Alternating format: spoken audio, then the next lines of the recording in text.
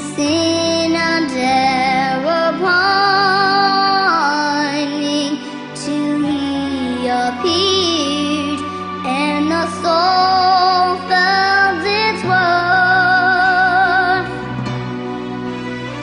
A thrill of hope, the weary world rejoices, for yonder breaks a new and glorious morn.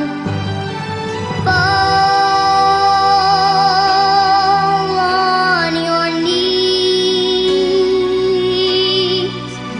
oh, hear the angel voices.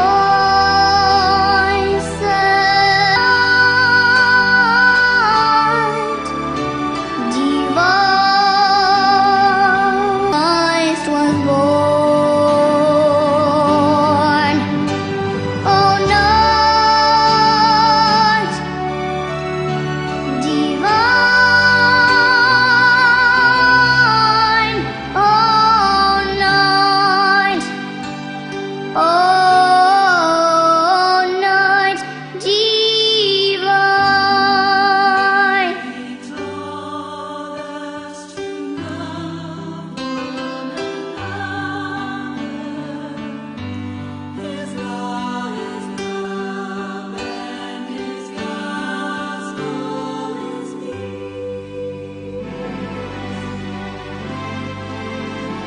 Shines the ooh, and in his name all oppression shall cease. Sweet hymns of joy in grateful chorus ring clear. Let all in us praise his holy name. Christ is the Lord.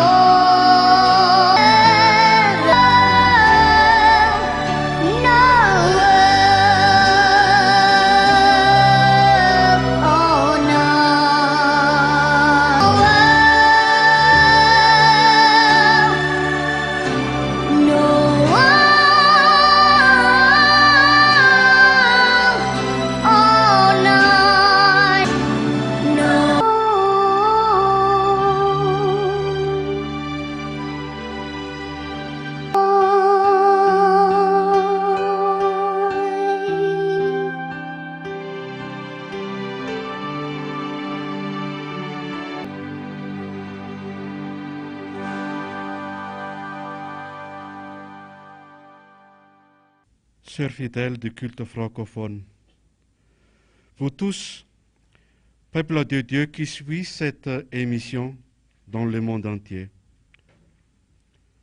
c'est encore avec une grande joie que je vous salue au nom de Jésus-Christ.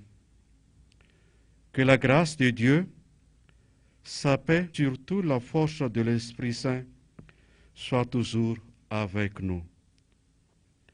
Remercions le Seigneur qui nous a encore donné ce dimanche, avant de deux derniers dimanches de cette année de récolte.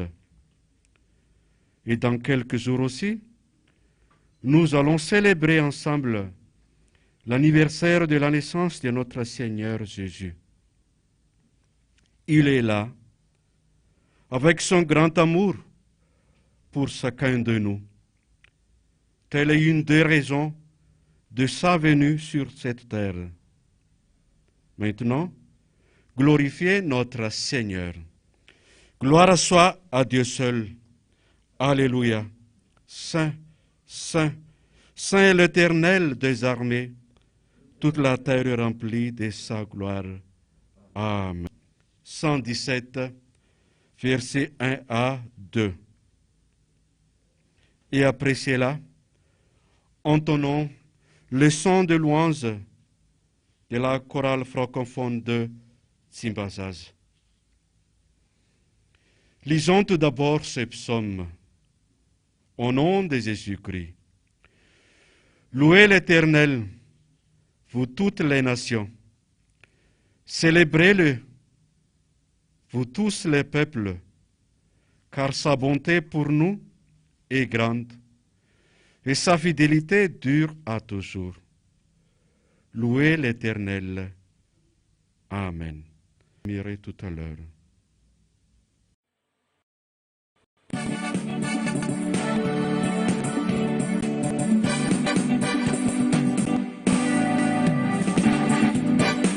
Vers le rocher de son salut, allons au-devant de lui avec des louanges, faisons retentir des cantiques, venez chantons avec allégresse à l'Éternel. Des louanges, faisons retentir les chants en son honneur. Il tient dans sa main les profondeurs de la terre, et les sommets des montagnes sont à lui. La terre aussi ses mélons formés. Prosternons-nous, venez chantons avec allégresse à l'Éternel. Poussons des cris de joie vers le rocher de son salut. Allons au-devant de lui avec des louanges, faisons retentir les chants en son honneur. Il tient dans sa main les profondeurs de la terre. Prosternons-nous. Baissons notre tête à notre Seigneur, et c'est avec une grande joie que nous venons te remercier pour ce jour et ce temps que tu nous accordes. Nous avons encore le souffle de vie et nous sommes tous très joyeux parce que tu es venu sur la terre pour sauver le monde et apporter la paix dans la vie de chacun de nous. Et surtout dans notre cœur, qui est intense en ce moment, Jésus, puisque tu es présent, nous te demandons d'agréer nos louanges, car nous te les offrons de tout notre cœur.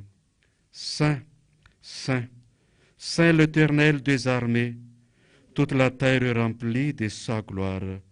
Amen. Maintenant, c'est le moment de 5 minutes de l'école du dimanche et j'invite la monitrice.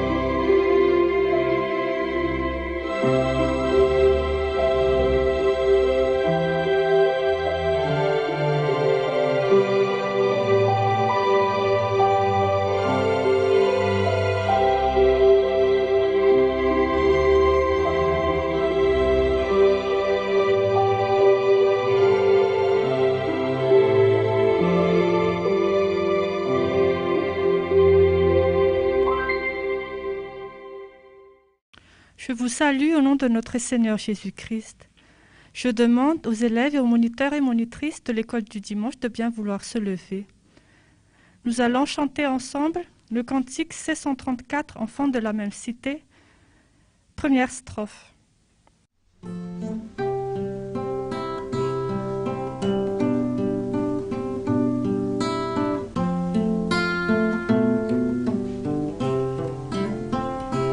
Enfants de la même cité, l'Église du Seigneur,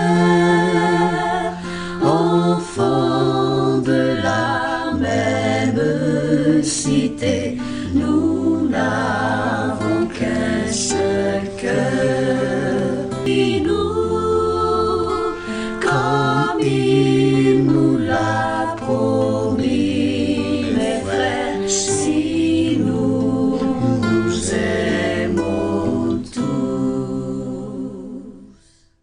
Prions.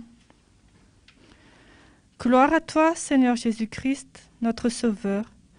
Nous te remercions de nous offrir ces quelques minutes pour transmettre ton message à tes enfants. Ouvre nos oreilles spirituelles, Jésus. Amen. Je vais vous raconter, John ne pouvait s'empêcher de se demander « Dieu nous parle-t-il encore ?» Il sortit alors avec quelques amis pour aller prendre un café et ils discutèrent du message. Plusieurs d'entre eux parlèrent des différentes façons que Dieu avait choisies pour les guider. Il était alors environ 10 heures du soir quand il décida de rentrer chez lui. S'asseyant dans sa voiture, il commença à prier. « Seigneur, si tu parles toujours aux gens, parle-moi, j'écouterai. Je ferai de mon mieux pour obéir. » Étant alors sur la rue principale de sa ville, il eut la pensée la plus étrange. « Arrête-toi et achète 1 litre de lait. » Il secoua la tête et dit « Seigneur, est-ce toi ?» Il n'obtint pas de réponse et continua sa route vers sa maison. Mais de nouveau, la même pensée « Achète 1 litre de lait. » Le jeune homme pensa alors à Samuel et comment il n'avait pas reconnu la voix de Dieu, mais il était allé voir Élie. « Au cas où ce serait toi, j'achèterai le lait. » Cela ne paraissait pas être un test d'obéissance bien compliqué. Il pourrait toujours utiliser le lait. Il s'arrêta, acheta le lait et redémarra pour aller chez lui, alors qu'il continua tout droit. Mais il sentit de nouveau qu'il devait tourner. Il fit alors demi-tour à l'intersection suivante et se dirigea vers la rue en question. Mi-souriant, il disait « D'accord, Seigneur, je le ferai. » Il dépassa plusieurs immeubles quand soudain, il eut l'impression qu'il devait s'arrêter.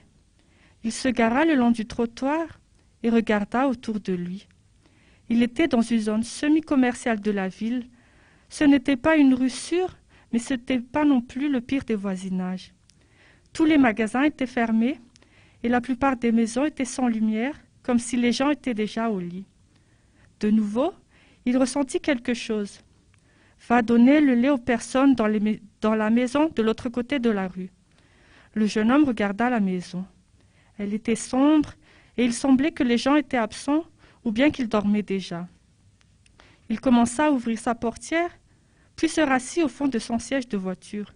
« Seigneur, c'est du délire.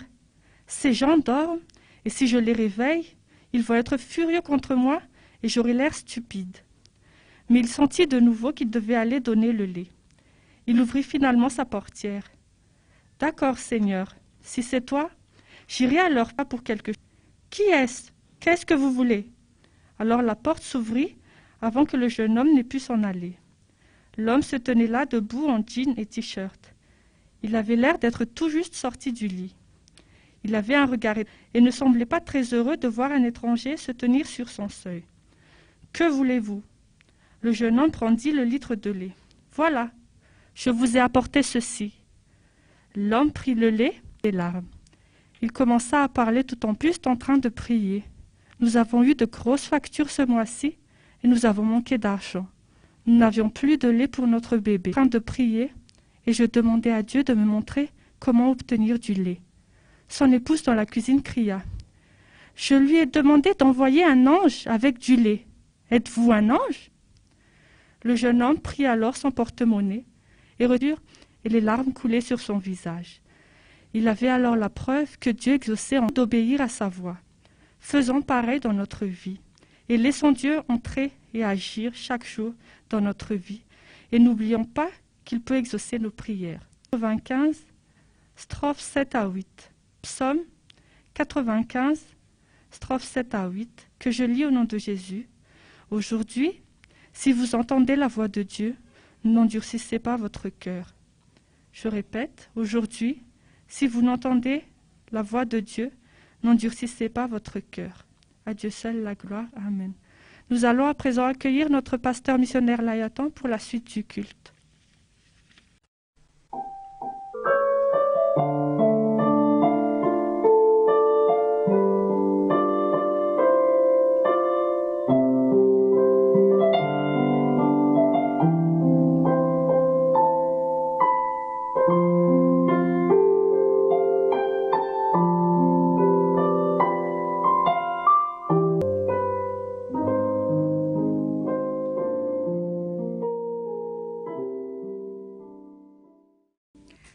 Aujourd'hui, deuxième dimanche du mois de décembre.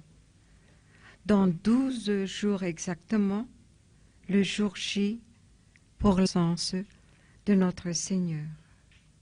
Comme toutes les naissances dans la famille, on confectionne un berceau pour le bébé, mais ce que nous confectionnons, c'est notre cœur pour recevoir.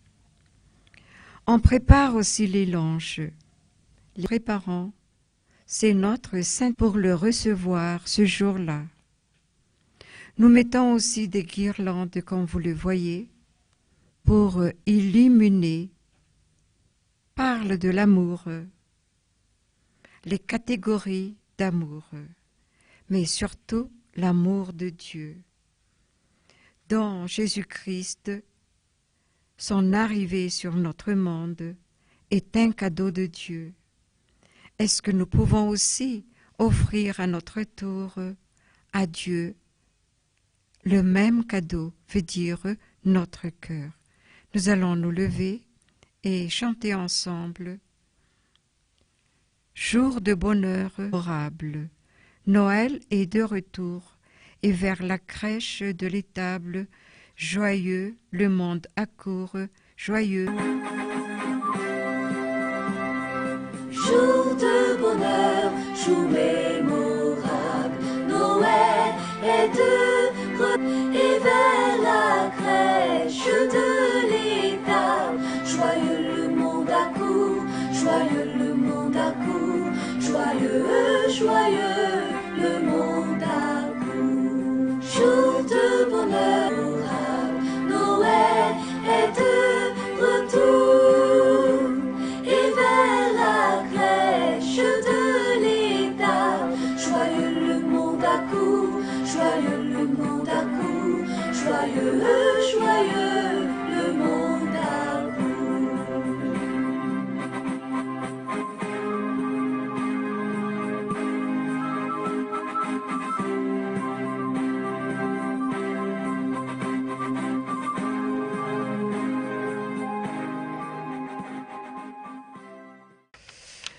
Prions. Seigneur Jésus, nous adressons cette chanson pour toi. Tu vois bien, tout est décoré pour Noël, Seigneur. Mais ce que tu veux vraiment, que notre cœur soit illuminé et aussi décoré pour toi, Jésus. À toi seul la gloire. Amen. Je vous prie de vous asseoir. Aujourd'hui, nous avons comme thème l'amour de l'amour que nous lisons dans et 16 et nous allons continuer dans première épître de Jean 4, 17 à 18. Nous allons commencer dans Jean, qu'il a donné son Fils unique, afin que quiconque croit en lui ne périsse point, mais qu'il ait la vie éternelle. Il a donné sa vie pour nous. Nous aussi, nous devons donner notre vie pour les frères. Épître de Jean 4, 17-18. Première épître de Jean 4, 17-18. Au nom de Jésus, tels nous sommes aussi dans ce monde. C'est en cela que l'amour est parfait en nous, afin que nous ayons l'assurance au jour du jugement. N'est pas dans l'amour, mais l'amour parfait bannit la crainte, car la crainte suppose un châtiment et celui qui surtout l'amour de Dieu au-delà de l'amour. Nous pouvons classer en 3 catégories ou en 3 degrés d'amour ce que nous venons de lire tout à l'heure, surtout en ce moment, la veille de Noël. Mais parlons d'abord en quelques phrases. Que veut dire l'amour? Que veut dire l'amour? En effet, c'est difficile à décrire, plus profond que la profondeur de la mer. Mais nous pouvons dire quand même que l'amour est un attribut de Dieu, un aspect essentiel de son caractère, un aspect essentiel de son caractère, de sa personne. L'amour ne contredit jamais. L'amour fait toujours quelque chose aimant. L'amour est parfait, en harmonie totale. Dieu est donc l'exemple parfait de l'amour véritable. Voilà la description de l'amour. Catégorie, ou bien le vrai amour, c'est l'amour de Dieu au-delà de l'amour. Voilà ce que nous allons parler en premier lieu. Le vrai amour, c'est l'amour de Dieu au-delà de l'amour. Dans Jean 3, 16 que nous venons de lire tout à l'heure, Jean 3, 16, que Dieu a tant aimé le monde qu'il a donné son Fils, afin que quiconque croit en lui ait la vie éternelle. Amen. Nous connaissons ce verset. Mais je vais vous dire quelque chose aujourd'hui. Pourquoi ce verset sort pour décrire l'amour? Il est merveilleux de voir que Dieu a donné son Fils unique à ceux qui l'acceptent. C'est merveilleux. Et l'aimer comme lui. Tu as la capacité d'aimer comme lui par la puissance du Saint-Esprit. Dieu a livré son Fils adoré. Il a même l'abandonné sur la croix, entre les mains des méchants, pour que quiconque toujours croit en lui ait la vie éternelle. C'est un amour suprême, chers fidèles, au-delà de l'amour. Il a accepté de verser son sang pour que nous ayons une place dans le paradis. Jésus avait tellement souffert sur la croix, jusqu'au point même de dire « Abba, Abba, pourquoi m'as-tu abandonné ?» C'est très fort. « Père, Père, pourquoi m'as-tu abandonné ?»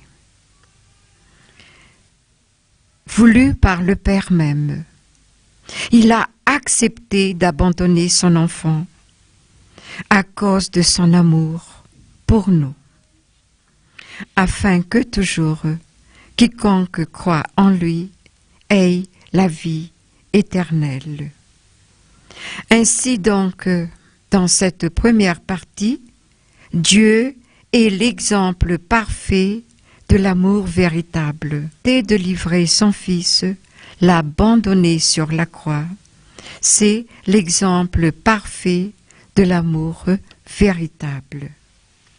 Sacrifier son Fils pour nous, sacrifier son Fils pour nous offrir un cadeau de Noël. Noël va venir et nous ne savons pas tellement pourquoi ce petit bébé qui vient va souffrir à 33 ans. Pourquoi? Parce que c'est pas ce cadeau de Noël pour nous. Seul Dieu peut le faire. Seul Dieu peut faire cela au-delà de l'amour, que aucun être humain ne peut le faire. Voilà donc la première partie. Pourquoi en fait tellement ce petit enfant? Quel est donc son objectif? C'est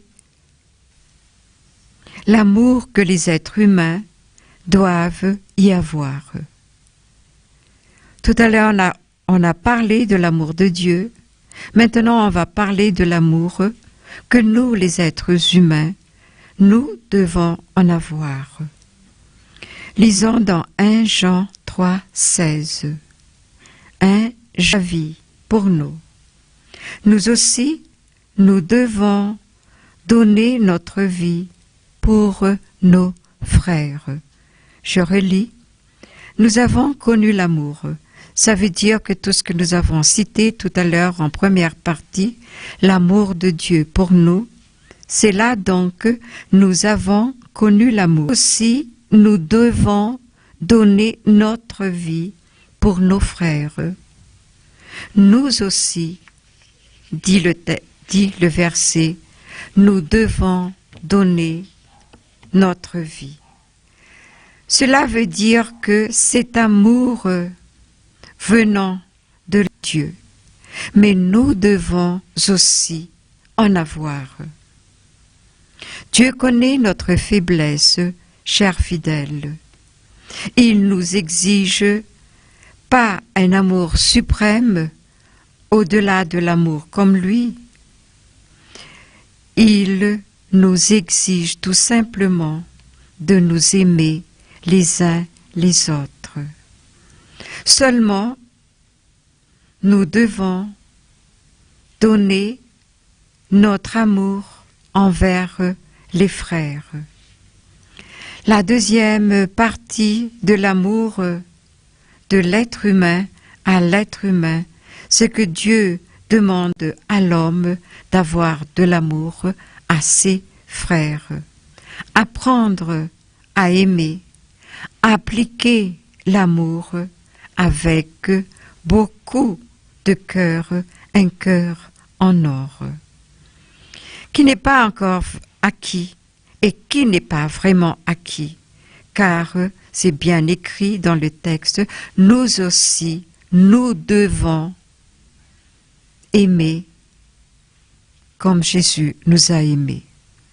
Mais c'est un combat intérieur de l'homme, aimer vraiment.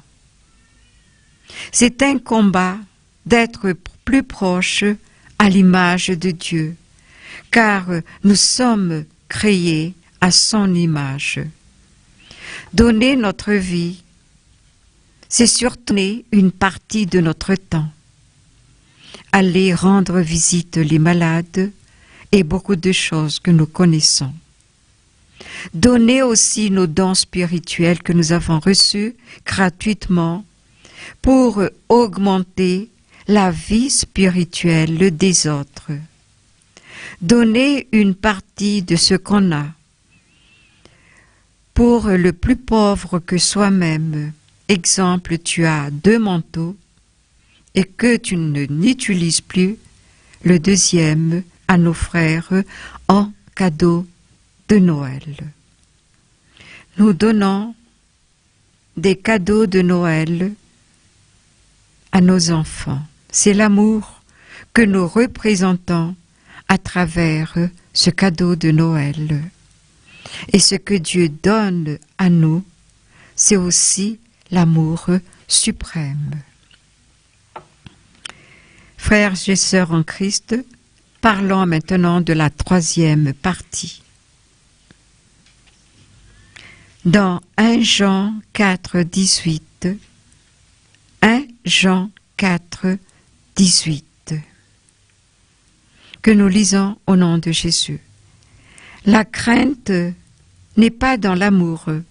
Je répète, la crainte n'est pas dans l'amour, mais l'amour par la crainte, la peur ne viennent pas de Dieu, car l'amour bannit la crainte.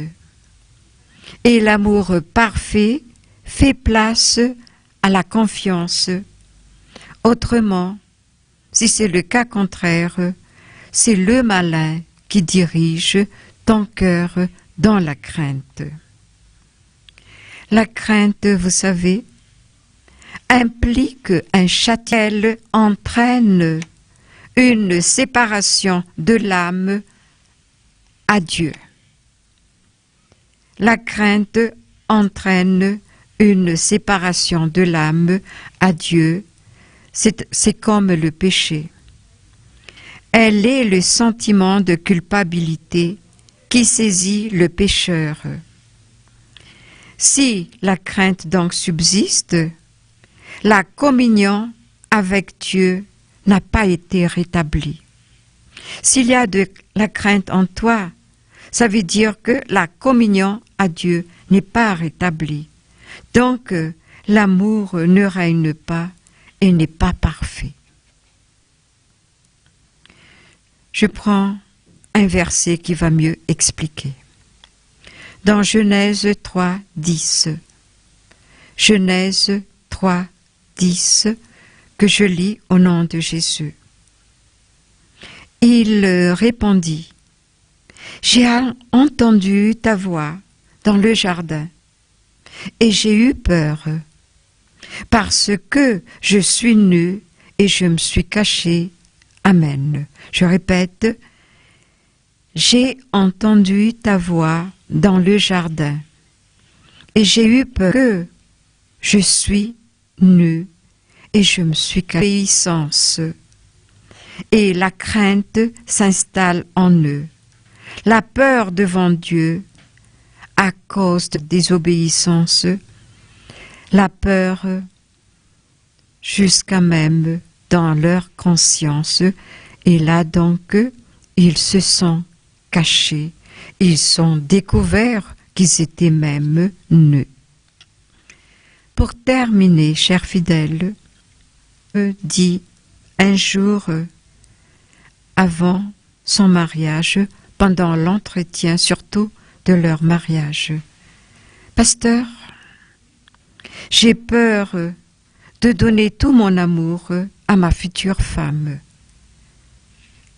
Jeune homme, répète un peu ce que tu viens de dire. Comment allons répondre à cette question? La crainte, la peur d'avancer à ce mariage, la crainte, la peur d'aimer vraiment, de tout donner l'amour à la femme de sa vie. Vous savez ce que le pasteur a répondu? Que va devenir? En effet, l'amour est loin de redouter l'autre. L'amour est loin de craindre l'autre. L'amour est loin d'avoir peur à la personne qu'on aime ou bien qu'on prétend aimer. Cet amour triangulaire que j'en ai ici, mais que vous avez là sur le tableau. Voici, là, l'amour de Dieu et l'amour de l'homme à l'homme. Et ensuite, l'amour de l'homme à Dieu.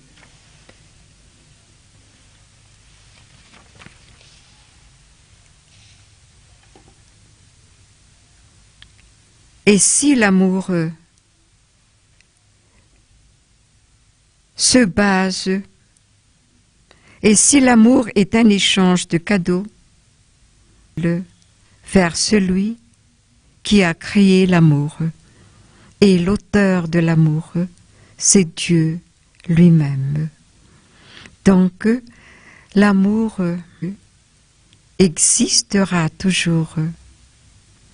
Et c'est un cycle qui se répète jusqu'à la fin, car celui qui l'a créé, l'auteur de l'amour, c'est Dieu lui-même. Amen.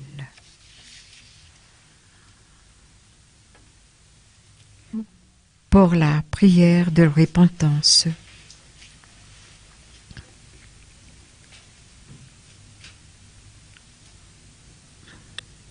Prions. Aujourd'hui, tu nous parles du vrai amour. l'amour, au-delà de l'amour que aucun être ne peut donner. Et cet amour vient de toi, Seigneur. C'est l'enfant Dieu que nous allons recevoir d'ici quelques jours. Et si chaque année on fait un effort, qu'on le reçoit toujours pour la première fois, ça peut fortifier l'amour dont nous serons totalement remplis du Saint-Esprit. Merci Seigneur de nous l'avoir expliqué aujourd'hui. Mais nous sommes toujours pécheurs. C'est pourquoi nous empruntons le psaume de David qui dit « Heureux celui à qui la transgression est remise, à qui le péché est pardonné. Heureux l'homme à qui l'Éternel n'impute pas l'iniquité et dans l'esprit duquel il n'y a point de fraude. Amen. » Confessons notre croix en Dieu, le Père Tout-Puissant, Créateur du ciel. Je crois en Jésus-Christ, son Fils unique, notre Seigneur. Je crois en Jésus-Christ, son Fils unique, notre Seigneur. Je crois en Jésus-Christ, son Fils unique, notre Seigneur, qui a été conçu du Saint-Esprit et qui est né de la Vierge Marie. Il a souffert sous Ponce crucifié. Il est mort, il a été enseveli. Il est descendu aux enfers. Le troisième jour, il est ressuscité des morts. Il est monté au ciel. Il siège à la droite de Dieu, le Père Tout-Puissant. Il viendra de là pour juger les vivants et les morts. Je crois en l'Esprit Saint. Je crois à la Sainte Église universelle, la communion des saints, la rémission des péchés, la résurrection de la chair et la vie éternelle. Amen. Si vous voulez bien maintenant vous mettre à genoux pour apporter à Dieu tout ce que nous venons d'entendre de lui. Seigneur, dans la même Bible où il y a toutes tes paroles, tu parles tout le lever du soleil ainsi que le coucher. Quand on marche, tu parles. Il s'agit de bien t'écouter. Aujourd'hui, Seigneur, nous comprenons le vrai amour venant de toi. La nature de l'amour est parfaite et nous aussi, nous sommes ta créature. Puis un jour, Seigneur, tu as envoyé ton Fils que nous allons célébrer d'ici le 25 décembre pour nous parfaire encore, pour que tu nous dises un jour, entrez, serviteurs, je vous reconnais, vous êtes les bienvenus dans le monde, dans le monde que tu crées en haut, Jésus. Tu veux toujours nous récupérer, nous t'en prions, Seigneur. C'est quoi Noël pour toi? C'est l'amour en donnant ton Fils. Et tu nous enseignes maintenant. Si je vous donne en cadeau de ce qui est de meilleur en toi, le plus beau en toi, ton enfant, à vous aussi, la pureté, les autres comme nous-mêmes. Nos frères, aimez-vous les uns les autres. Merci de nous faire comprendre le sens de l'amour. Et si nous savons aimer nos frères, nous pouvons aussi, par le Saint-Esprit qui est en nous, adresser à toi le véritable amour. Et c'est ça, Jésus, l'amour en triangle. Toi vers l'homme, l'homme vers l'homme et l'homme vers toi, Seigneur. Merci infiniment. Amen. Je vous prie de vous relever et de vous asseoir, car j'ai un témoignage. C'est par la grâce de Dieu que je témoigne. Je suis une étudiante à l'Université de Madagascar. Dès le début de ma 3e année universitaire, j'ai commencé à être malade.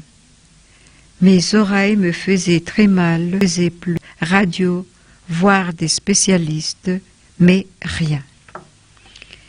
À l'école, je n'écoutais pas le professeur. Je ne fais que dormir.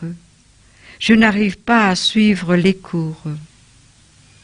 Alors la servante de Dieu m'a conseillé, enregistre les cours et de réécouter dans la soirée. Mais souvent, arrivé à la maison, je dors tout de suite car tellement je suis fatiguée et j'ai mal. Au début, presque chaque semaine, l'Église me prescrit un repos médical de 3 jours, dont je rate souvent l'école. Je me suis découragée, surtout en voyant mon état. Mais la servante de Dieu m'a toujours encouragée. Je ne me concentrais plus sur ma maladie, mais en remettant tout entre les mains de Jésus. Lorsque vient la session d'examen, je ne me suis vraiment pas préparée. Mais pour l'examen du lendemain, c'est la veille que je revise. Mon gloire soit à Dieu seul, il a exaucé ma prière. J'ai réussi sans compensation et j'ai eu ma licence. Et je vais m'accrocher à lui et à lui faire les étudiants. Ne croyez pas à votre intelligence, remettez votre vie tout entière, car lui, il prend soin de ses enfants violonistes avant de se lever.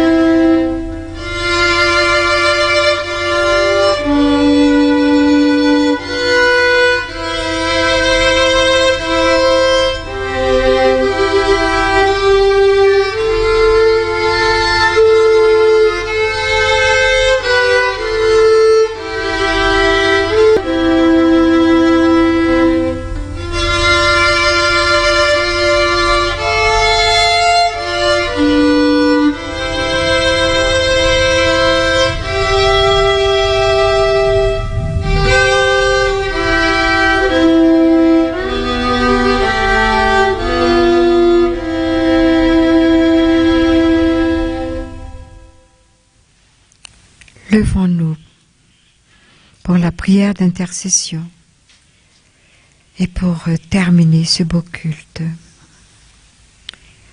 Fermons les yeux, tournons notre cœur vers Dieu et prions de tout notre cœur. Seigneur, pour nous, merci 1000 fois. Bientôt c'est Noël. Aujourd'hui tu nous enseignes. C'est quoi vraiment? Le Père t'a abandonné sur la croix. Merci Jésus. Merci de tout notre cœur. Table. Et pourtant à ton arrivée, tu nous as enseigné l'humilité et naître dans l'étable. Pardonne-nous, Seigneur. Pardonne-nous. Heureusement que tu nous pardonnes toujours. Heureusement qu'à chaque fois qu'on te demande pardon de tout notre cœur, tu effaces tout cela dans notre cahier du ciel. Merci Seigneur. Quelques minutes de silence et tu vas aussi écouter ce que chacun a à te dire en ce moment, Seigneur.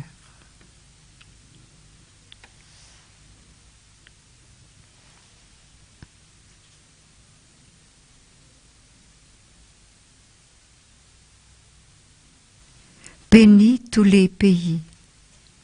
Il y en a qui souffrent encore de cette maladie. Guéris-les, Seigneur, comme cadeau de Noël. Et notre prière n'est pas assez. Nous allons la joindre par la prière que tu nous as enseignée. Notre Père qui es aux cieux, que ton nom soit sanctifié, que ton règne vienne, que ta volonté soit faite. Donne-nous aujourd'hui notre pain de sang, mais délivre-nous du mal, car c'est à toi qu'appartiennent le règne, la puissance et la gloire pour les siècles des siècles. Amen. Recevez sa bénédiction. Oui, dit le Seigneur, bientôt l'anniversaire de son arrivée dans ce monde, de tout ce qu'il a fait après son arrivée, durant 33 ans, jusqu'au Pâques. Mais je suis là toujours, dit le Seigneur. Invitez-moi à souper avec vous.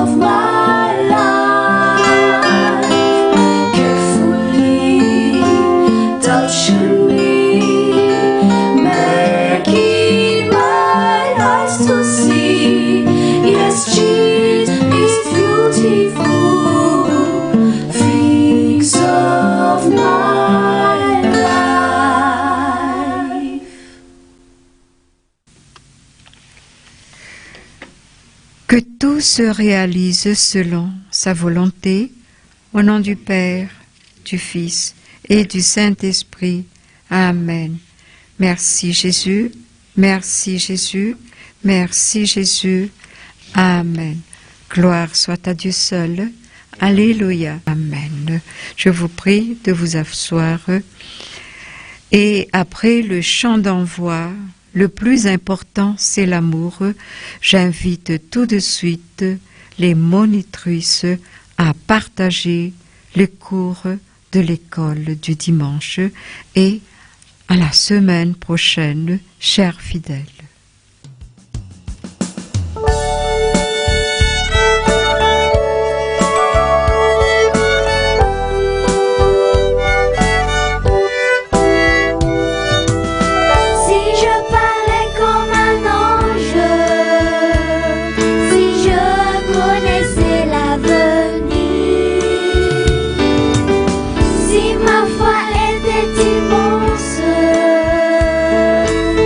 Ça ne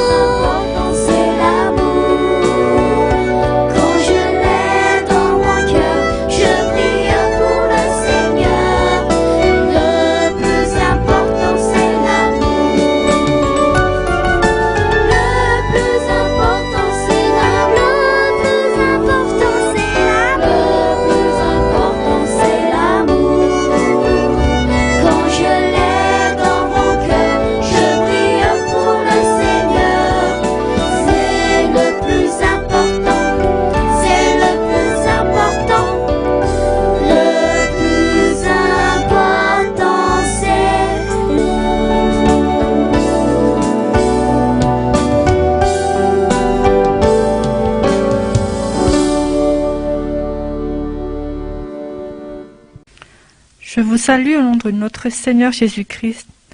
C'est avec une grande joie de vous retrouver à travers cette émission pour pouvoir partager la parole biblique. Alors, très chers enfants, que vous soyez à Madagascar ou partout ailleurs, nous vous invitons à suivre l'enseignement de ce jour.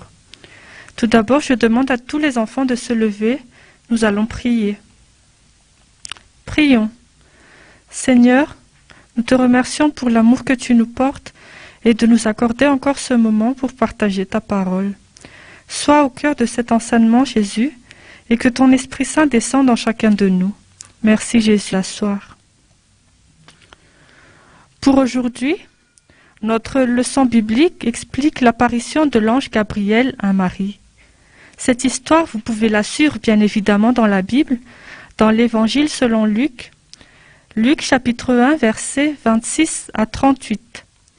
Luc chapitre 1, versets 26 à 38, et que je vous invite à lire à la maison. Alors nous allons voir les figurants. Dans cette histoire d'abord, elle se passe à Nazareth. Et comme principale figurante, nous avons Marie. Marie qui est une jeune fille obéissante et serviable. Ensuite, il y a l'ange qui est le messager de Dieu, appelé Gabriel. Et enfin, il y a Joseph, le fiancé de Marie. Dans la ville de Nazareth vivait Marie, une jeune fille comme les autres, qui aidait sa mère à faire le pain ou à chercher l'eau. De par sa bonté et sa gentillesse, elle trouva grâce aux yeux de Dieu qui lui envoya un ange messager nommé Gabriel. Cet ange lui dit « Je te salue, toi, à qui une grâce a été faite, le Seigneur est avec toi. » Marie était terrifiée, mais aussi troublée par ces paroles. L'ange la rassura et lui expliqua alors que Dieu la connaît bien et qu'il l'a choisie pour lui faire un grand honneur. Cet honneur est de mettre au monde un fils qui s'appelle Jésus, qu'il sera grand et que personne ne sera aussi important que lui. Il sera le fils du Très-Haut. Mais Marie demanda comment cela allait se faire. L'ange lui répondit que Dieu s'occupera de tout, que le Saint-Esprit viendra sur elle et la puissance du Très-Haut la couvrira de son ombre. Ainsi, l'enfant qui naîtra sera saint et appelé Fils de Dieu. Joseph en sera le père. Marie fut rassurée, et avant que l'ange ne la quitte, elle dit « Je suis la servante du Seigneur, qu'il me soit fait selon ta volonté. »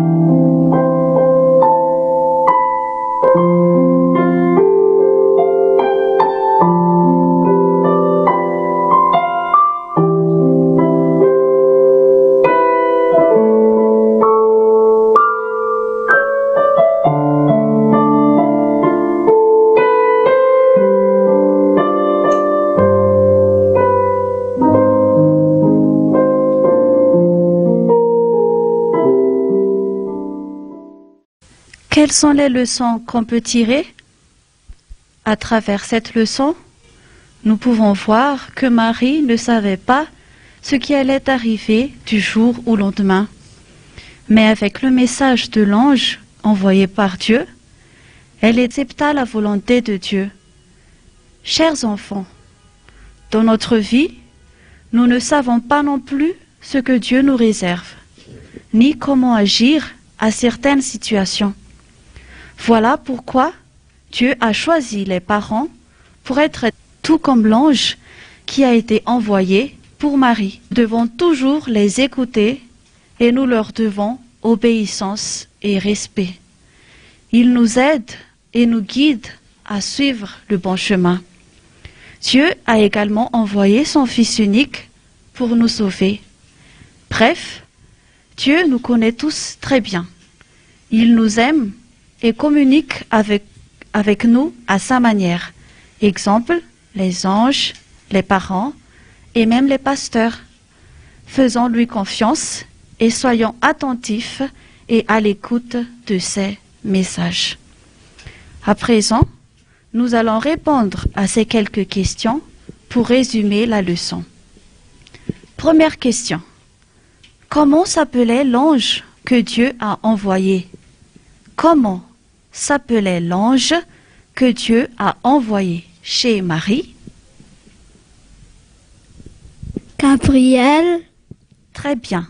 L'ange s'appelait Gabriel. Deuxième question maintenant. Qu'a dit l'ange va s'appeler le bébé? Jésus. Oui, c'est Jésus. Et quatrième et dernière question. Qui est le fiancé de Marie? Qui est le fiancé de Marie? Joseph. Joseph est le fiancé de Marie. Notre verset à mémoriser se trouve dans l'Évangile selon Luc. Luc, chapitre 1, verset